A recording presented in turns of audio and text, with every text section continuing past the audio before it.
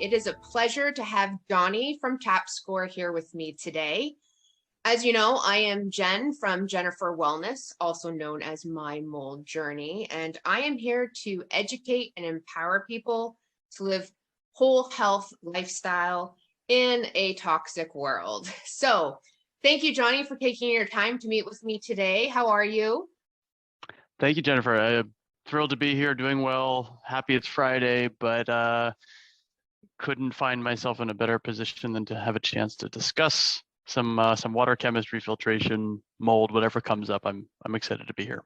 Awesome. I'm excited too. Let's dive right in. So I'm going to ask you a little bit about Tapscore. How did it get started? So we started with the premise that people really didn't know what was in their water. There are not very reliable sources of information.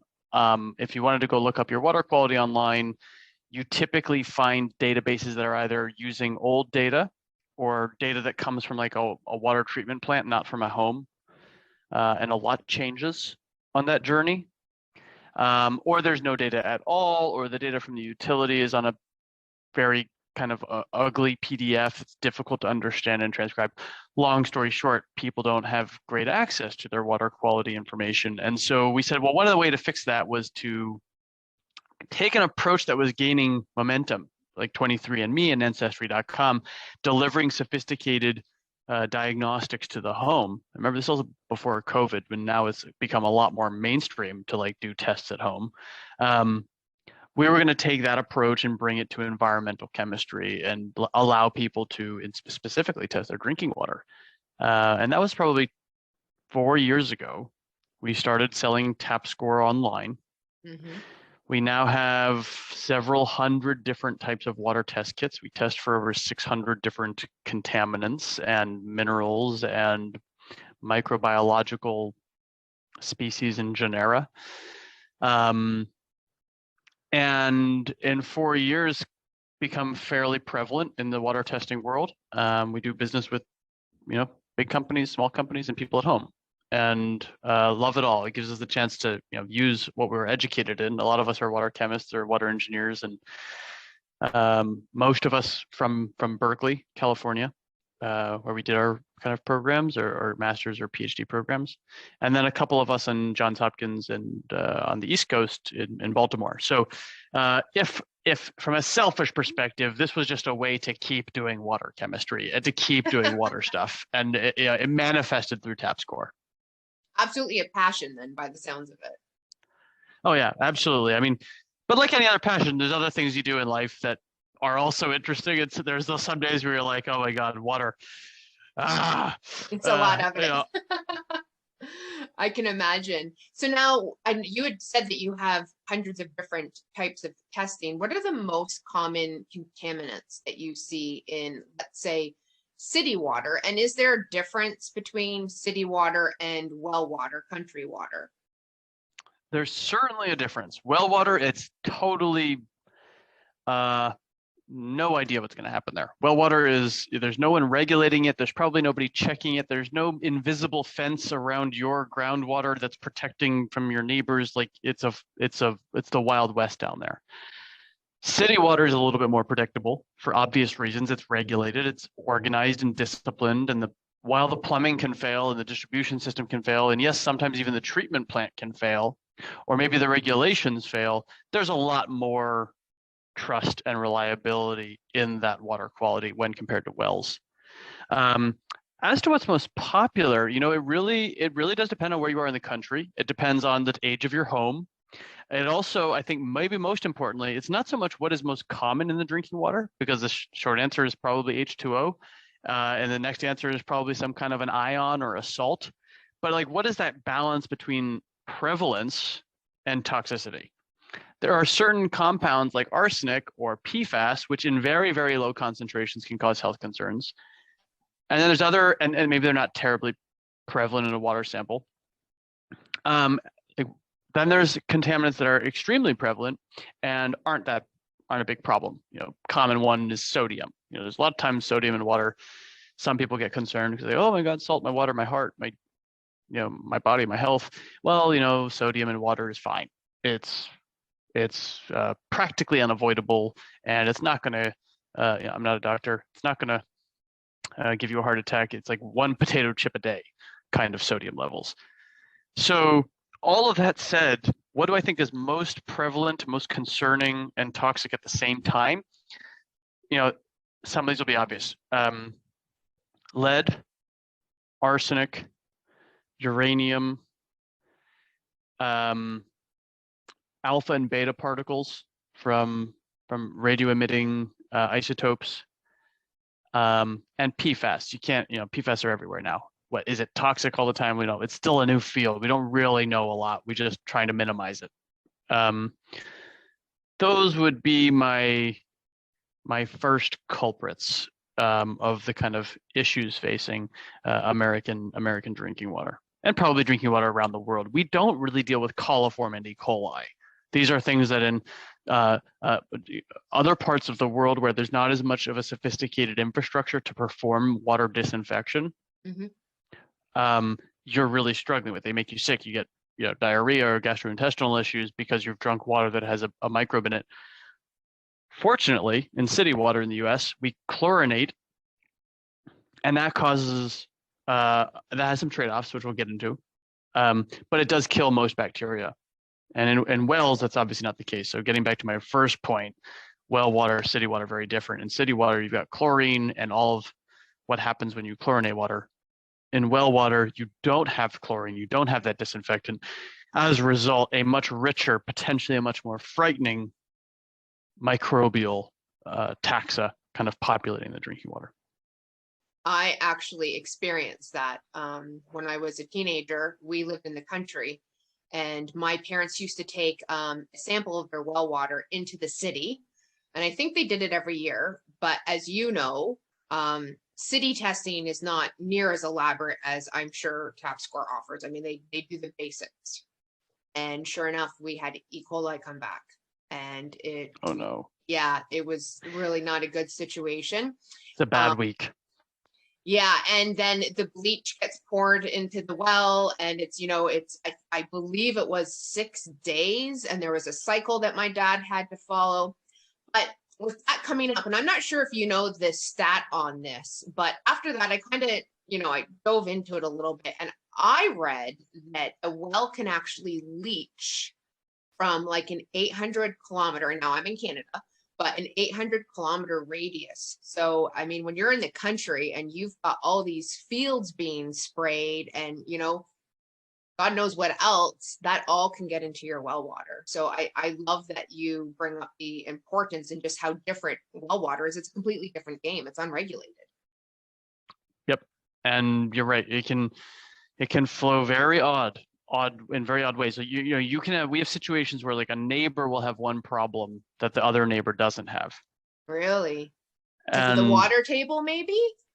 Yeah, all the time. It could be a contamination that's just in the depth of the well. It could be like just very hyper-specific rock or soil. Like soil is not a homogeneous mixture. Rock is not a homogeneous mixture. These things, this is why mines are in one place and not in another place. The mineral breakdown of what's under our feet varies randomly somewhat. And so wells can be very different right next to each other. But then at the same time, contaminants that are more persistent, which is what we call things like PFAS, they last without being degraded. Sun doesn't damage them. Microbes, can travel really long distances, and that all depends on what is the subsurface geology like? Is the water flowing in your direction? Are you downhill of something that could be a contamination source? Well, then the chances are greater that something will flow a long distance and find its way to you. But it gets so complicated because most things do change on that journey. Absolutely. Would you mind giving a brief description what PFAS are for people that don't know?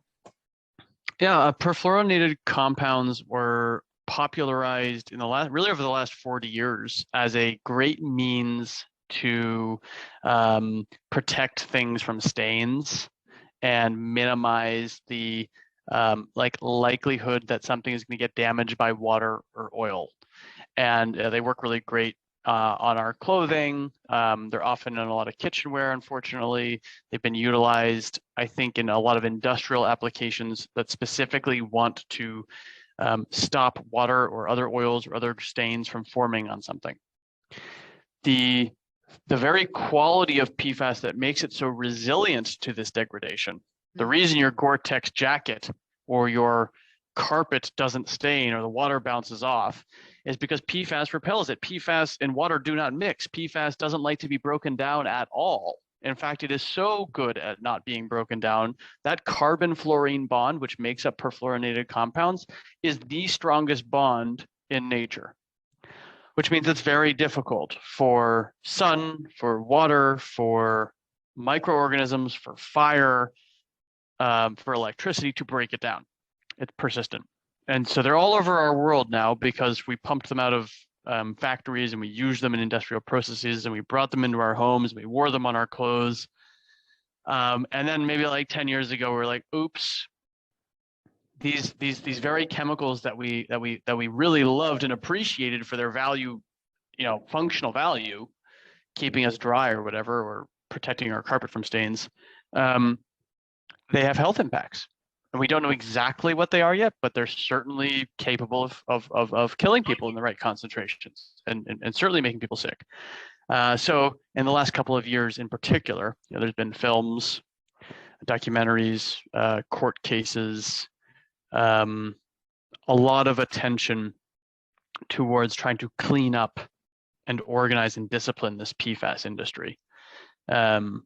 And as you might expect, PFAS is in the drinking water. They've some wild studies where they find PFAS in the blood of polar bears in Antarctica.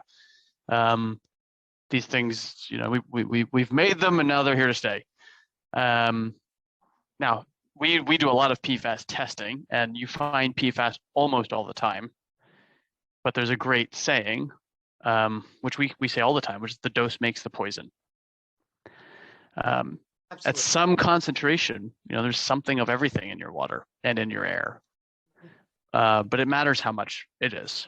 Your body's pretty good at being resilient, right? You said before the call, you're like, okay, I don't like to talk about non-toxic because nothing's non-toxic.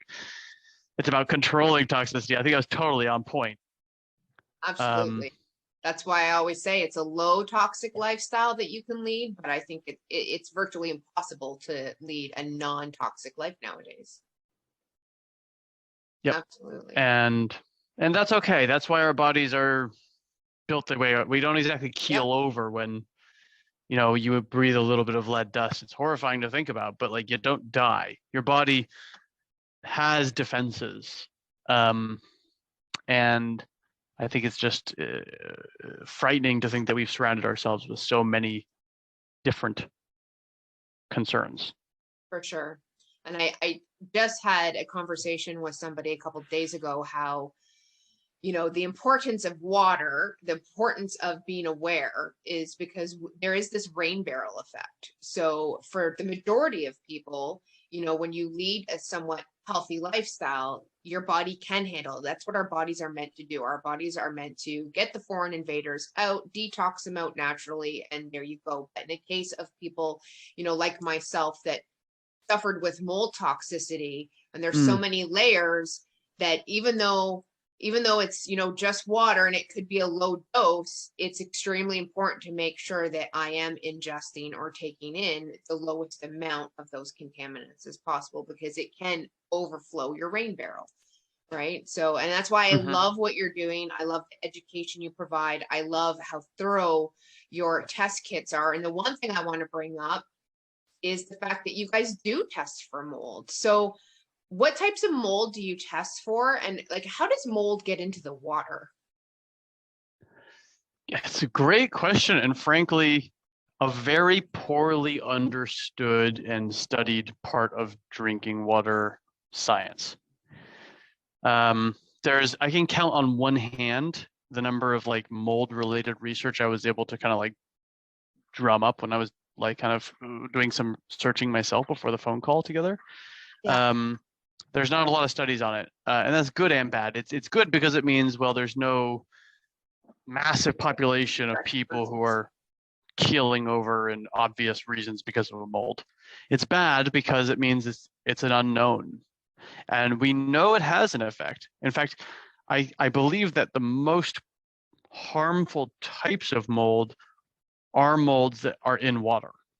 In fact, I think all molds require water. And so, for molds to spread at all, water is part of the equation. But usually you're not pulling water into your tap, into your glass from the body of water that has the mold.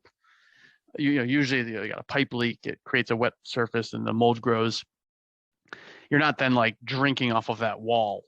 And so typically you do find mold in many samples of water that are tested. Like we were saying with PFAS and arsenic, it's like the dose makes the poison. It's very small amounts, concentrations isn't quite the right word, but like quantities of spores, for example, you can count them, usually called counts. Yep. Are fairly common. And most of the time, more than 99% of the time, won't necessarily make you sick. What is more common and more of a concern in the industry, if there's one major mold concern in the industry, it's the chemicals that molds produce when they're in the water. So rather than the molds themselves, but the kind of chemicals the molds produce. And that kind of testing we do a lot of, especially in surface waters. People have ponds or reservoirs and draw from those, or natural springs. Those are concerns. And so when we test for mold, we kind of look to say, well, what kind of molds are in the water, rather than saying, let's look for the specific mold. We can do that, but there are so many types of mold, and your ability to guess what mold is in the water and then test for it is probably not worth the money. Yeah. So yeah, we do a blanket and we say, okay, well, show us the taxa, the fungal species that are here. Okay. And then we tell you the name of the species and the rough concentration of them, the count in the sample. Okay, excellent. That makes sense for sure. Absolutely. So what do you think the demand is for clean water? We'll stick to the United States because that's where you are. So I guess what I mean by that is clean water easily accessible, or do you feel like almost most places need some type of filtration? I think okay, it all depends on what you're looking for. If you want to get by, you can get by with 80 to 95, 90 to 99% of American drinking water without a problem. 80 to 90, city water. Some small water utilities have just really bad water, or it just tastes really bad, or it smells really bad, or they have some health violation that's important. But by and large, you can get by with most city water. But there's a growing number of people, with good reason, who want to do more than just get by with these kind of fundamental ingredients in their body. And for them, let's call get by a 70%. Imagine on Tapscore, for example, we score the water quality from 1 to 99. Get by is like 70. If you want water quality, it's at like a 99%. And maybe 3% of people do have that level. It's going to require it's almost always going to require that you do a number of things right. One, the house needs to be relatively new. The plumbing needs to be relatively new. The water treatment system that's distributing the water, that's treating the water, has to be doing their job right. It has to be well funded, has to have good instrumentation in place, needs to be monitoring the levels of chlorine that they're adding, levels of fluoride that they're adding, understanding their distribution system and the role it will play on the water they pump through that distribution system. The distribution system can't be too old. So what's happening for sure is more and more people are treating water at their homes and buying what are called point of use, which are at the sink or on the countertop, or point of entry, which are usually in the garage or in the basement, water filtration systems. And they're bringing their water quality served to them at, let's say, a 70 and bringing it up to a 95 or a 99. Now, no one can honestly tell you how important that is to you. That's up to you. Because like I said, you Very can get much by so. with 70. Yeah. You know, if it's something you want to optimize, you're going to have to optimize that yourself. You're going to need to buy some kind of treatment system or filtration system to get from 70 to 99. And that's okay. I feel like we should be grateful that the water gets to us at all in a potable state, you know, and then making it that other mile, that final mile, if you will, is kind of the homeowners, the users' responsibility, and the onus is on them to do that. And sometimes it just costs you $100. Other times it costs you $10,000. I'm so glad you said that, because that's one thing I wanted to touch on, just because, you know, I feel like, especially for people that do have environmental illness, you know, their expenses to get their health back are already so high that I want people to realize that you can get good quality filtration in your home without spending tens of thousands of dollars. For you, for a point of sale system, what would you say would be the best? Like, I know that there's quite a few out there. I mean, there's the Brita that you can put in your fridge. I personally would never recommend that, but there's also, you can get like a Berkey, there's an AquaTrue, which is out, which is an RO. Like, they all seem to be within a budget, you know, a couple $100. Do you have one that you would recommend? There's no one that I recommend, simply because they're all so different in terms of aesthetics and function and cost. We don't sell filters. We barely recommend filters because it's so tricky. What we try to do is say, hey, this is the type of filtration you need. You have these problems, you need this type of filtration, and here are some examples. And we also, the products keep changing. There's a lot of different products out there. There's new products, old products change, materials. And then ultimately, each individual's concern is different. One person may just need a water softener.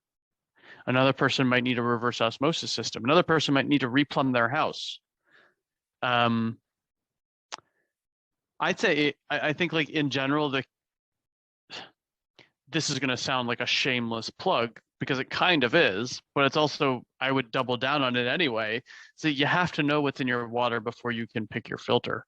Yeah. Otherwise, maybe you get it right, maybe you don't, period. I completely agree with that. I know we have an RO system here in the house, and, you know, we had just moved. We were not familiar with this particular town's water. And one of the filters that's supposed to last, you know, 12 to 18 months actually kicked out in 6 months. And it's because the water here is just so hard.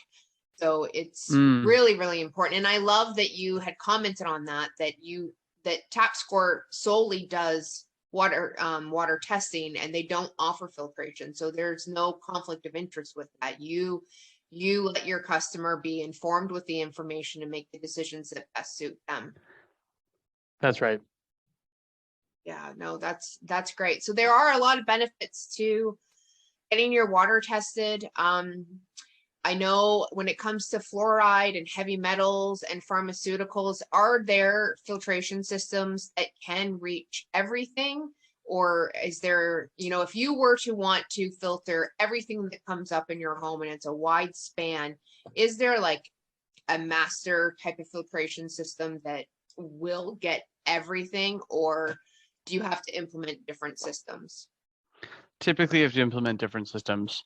And so if there is a system that'll do everything, it's in and of itself a combination of different systems. There's no single technology that does it all. Carbon can only do so much. It's great for organics removal. Softeners and ion exchange can only deal with things that are charged, or cationic, divalent cations. They're very positively charged particles. Reverse osmosis needs to be charged, can't ruin the membrane, can't be in waters too high in chlorine. There's other kind of ways to screw up a reverse osmosis. Then you have things like distillation, incredibly expensive and annoying to deal with, but kind of very good at creating pure water. Can't be doubted on that front. Then you have little subversions of all of those things, right? There's different types of RO membranes. There's different types of carbon. There's KDF media, which is like a type of kind of like visually kind of reminds you of carbon, but it's actually a different compound specifically doped to remove heavy metals. There are so many different things out there. You got pre-filters, pH adjustment. For city water, most people, if they want to go from a 70 to a 95, again, I'm just going to use this simple mnemonic, they would need some type of carbon filter in the house to reduce the risk from trihalomethanes, and maybe ideally it also reduces any concentrations of heavy metals that may or may not be in the plumbing coming in. Another common option is to do an under sink reverse osmosis, and you have that separate tap that comes out. That's another great way to do something that'll move you up from a 70 to a 99, 95 kind of thing. But even those have their issues, right? Like if you get rid of the chlorine coming into the house, well, there's a chance that the house plumbing might get infected with some bacteria. Doesn't happen often, but it can happen. It also means you have to maintain that unit now. Yeah. Installing a reverse osmosis under the sink, maybe the single thing closest to the idea of a silver bullet, but by no means perfect. These things fail all the time and you never know it. Some people don't like the taste of the water from a reverse osmosis. You have to have a tank under the sink. You need to have space for this thing. They're not exactly cheap either. And again, you're only doing it at one location in the house. A whole home RO is available. Yeah, whole home RO is available, but it's, now we're talking $15,000, if not more. So just the tank alone on that. Yeah, these things are crazy. Usually that's overkill. We try to stop people from overkilling, right? Like, the truth is, water quality is not likely to be the thing that kills you, right? There's many other things on that list. Do what you can to mitigate obvious concerns. If you have a specific problem, by all means, go after it to the end of the earth, right? But if you don't, and you're just trying to be proactive and organized and disciplined and like precautionary, yeah, there's things you can do to eliminate that risk substantially with a small amount of money or a small amount of attention, and then move on to the next thing. Then you can stop smoking, right? Or something else. And always trying to instill that particular energy into our testing and our recommendations. It's like, okay, you're good enough here. Yeah. Move on. Because it's, at the end of the day, it's really never a one fix all, right? It's not one thing that's going to take you down. It's not one thing that's going to fix it. So I guess my other question for you is, what are your thoughts on, so if you don't have full home filtration, what are your thoughts on shower filters and bathtub filters? Like, do you find that there's good ones on the market? Are they worth getting? I think shower filters I've yet to see one I like. Okay, good to know. I think mostly because they're not really tested. You don't drink that water, and so there's even less regulation on those filters and how they're made and how they work. I think also it's very personal. It's like shower filters, you can use a shower filter to remove airborne concerns, or you're not sitting there and drinking the water.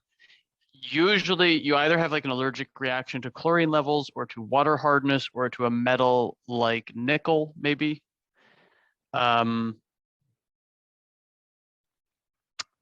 My feeling generally is like not to bother, because they can be very annoying. They can be like, you have to clean them, they get clogged up, they're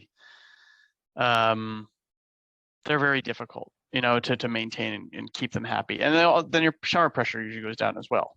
So in general, I'm waiting for the right product to come out and prove that it's a great shower filter. I haven't found it yet.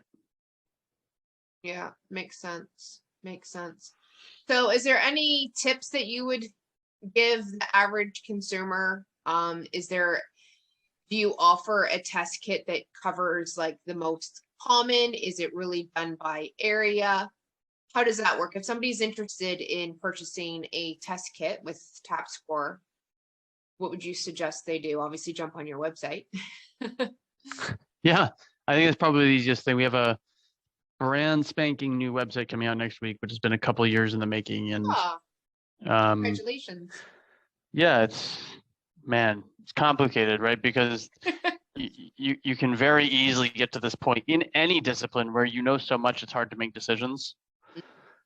And so, after 100,000 or so people buying water tests, you kind of want to be like, okay, this is how someone with this concern should emerge from our site, right? This is the solution they need. How do you get them there? And then you're like, oh, but what if? And oh, but what if? And oh, but what if? And before you know it, you need to be like, okay, no, all right, well, we can't deal with all these what if scenarios. How do you build a service that takes the complexity of laboratory testing and diagnostics and toxicology and mold and lead and PFAS? How do you provide the options in a way that is both simple but not simplistic? Like, don't undermine the truth about these things, but you still need to make it easy to understand. So that's what we're always, again, another energy we're kind of trying to put forward. And I think you probably interface with that a lot on a complicated topic like mold. It's like, okay, well, you need to just simplify it. People, that simple connection helps a lot for someone to get engaged. And if you make it too complicated, they might just throw up the towel and do the wrong thing.